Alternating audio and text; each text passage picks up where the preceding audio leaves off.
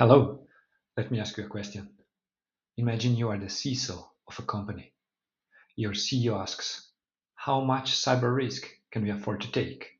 Would you answer with risk appetite, risk tolerance, or risk capacity? Most CISSP candidates confuse these three concepts because they sound almost identical.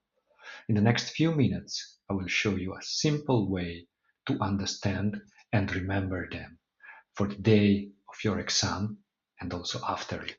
Let's start with the definitions. Risk appetite is the amount of risk an organization is willing to accept to achieve its business objectives. Risk tolerance is the acceptable variation around that appetite. Think of it as the yellow warning zone. You are still operating, but you're moving away from your target. Then risk capacity is completely different. It's the absolute maximum amount of risk the organization can absorb before its survival is threatened. Notice something important. Appetite and tolerance are management decisions. Capacity is usually determined by reality. This diagram shows how actual risk changes over time. At the beginning, we are comfortably within our risk appetite. As new threats appear or vulnerabilities remain unpatched, risk starts to increase. Eventually, we enter the tolerance zone. This isn't necessarily a crisis, but it should trigger management attention and corrective actions. If nothing is done, the organization eventually reaches its risk capacity. Beyond this point, the business may no longer be able to recover from the consequences. Let's make this practical. Imagine an hospital hit by ransomware. Leadership knows they can operate manually for about 3 days using paper records and emergency procedures. That's their risk capacity. They normally aim to restore critical systems within 4 hours. That's consistent with their risk appetite. During an exceptional event, they may accept recovery taking up to 8 hours. That's their risk tolerance.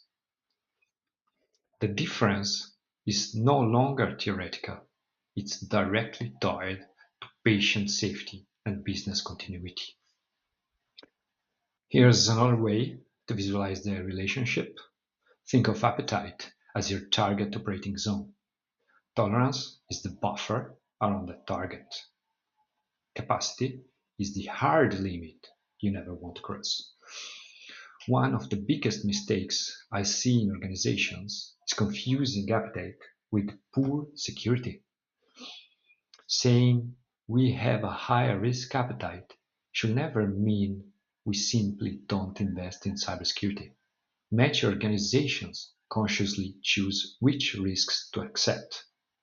Immature organizations accept risks by accident.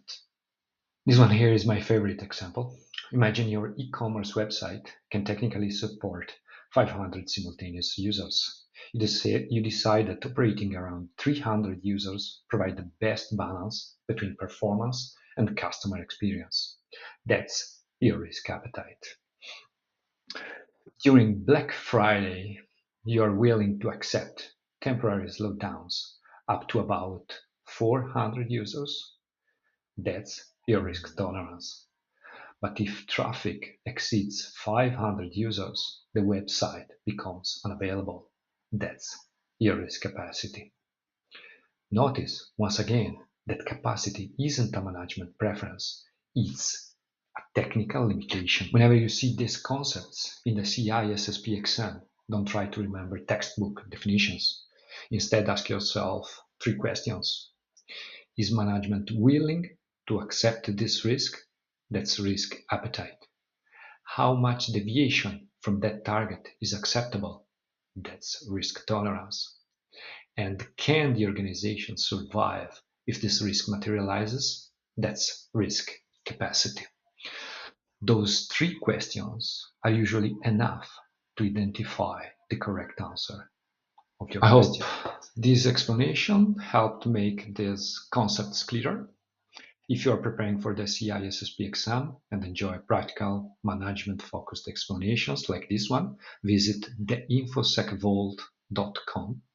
You will find over 1,000 original CISSP style questions, visual study guides, knowledge-based articles, and mentoring resources, all designed to help you think like a security leader rather than simply memorize facts. Remember, passing the CISSP isn't about memorizing facts, it's about learning to think like a security leader.